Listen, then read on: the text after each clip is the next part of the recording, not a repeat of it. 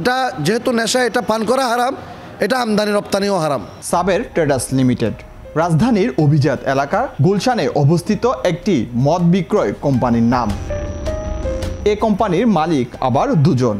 এদের একজন চট্টগ্রাম ভিত্তিক বৃহৎ ব্যবসায়িক শিল্পগোষ্ঠী এস আলম গ্রুপ এবং আরেকজন শিল্প ও বাণিজ্য কমিটির সদস্য তথা নকল হীরা বিক্রয়ে আলোচিত ডায়মন্ড ওয়ার্ল্ডের ব্যবস্থাপনা পরিচালক দিলীপ কুমার আগরওয়ালা।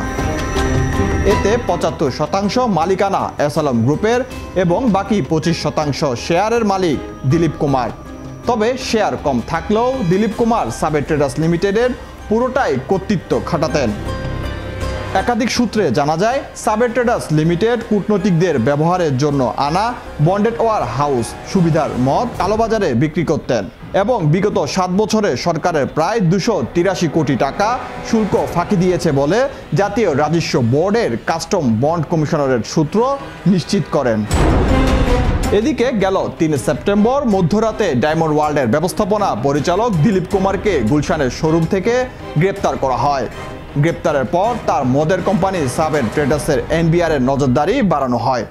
সংশ্লিষ্ট সূত্র জানিয়েছে, বর্তমানে প্রতিষ্ঠানটিতে কয়েকশো কোটি টাকার শুল্কমুক্ত সুবিধায় আনা মদের মজুদ রয়েছে।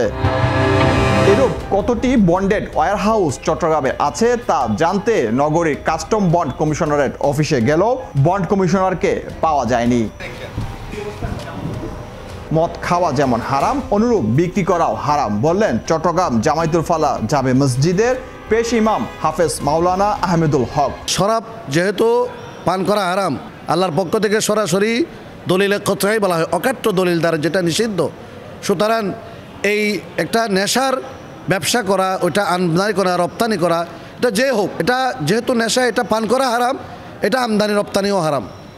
সুতরাং এটা যারা আমদানি রপ্তানি করবে, যারা বাইরের থেকে আমদানি করবে, তারা যেন মানুষকে গুনার দিকে দাবিত করলো এবং এই ব্যবসা তার জন্য এটা কখনো হালাল হবে না। বিতর্কিত ব্যবসায়ী গোষ্ঠী এস আলম গ্রুপ গেল 5 আগস্ট সরকার পতনের মধ্য দিয়ে ব্যাংকিং জগতে কর্তৃত্ব হারায়। মদ বেচাকিনার কাণ্ডে এস আলম গ্রুপের সংশ্লিষ্টতার খবরে চট্টগ্রামে ব্যাপক সমালোচনার জন্ম দেয়। এছাড়াও এস আলম গ্রুপের কর্ণধার সাইফুল আলম মাসুদ ও তার সহযোগী ব্যক্তিদের বিরুদ্ধে ১,১৩,২৪৫ কোটি টাকা বিদেশে পাচারের অভিযোগে অনুসন্ধান শুরু করেছে সিআইডি। অপরদিকে দিলীপ কুমার আগরওয়ালার বিরুদ্ধে বিদেশ থেকে চোরাচালানের মাধ্যমে সোনা ও হীরা আমদানির নামে অর্থ পাচারের অভিযোগ রয়েছে। এছাড়াও তিনি প্রতারণার আশ্রয় নিয়ে বিভিন্ন জেলায় নামমাত্র শোরুমের মাধ্যমে প্রকৃত ডায়মন্ডের বদলে উন্নত মানের কাচের টুকরাকে ডায়মন্ড হিসাবে বিক্রি করে জালিয়াতি করে আসছিলেন। ইসা মোহাম্মদ, বাংলাধারা, চট্টগ্রাম।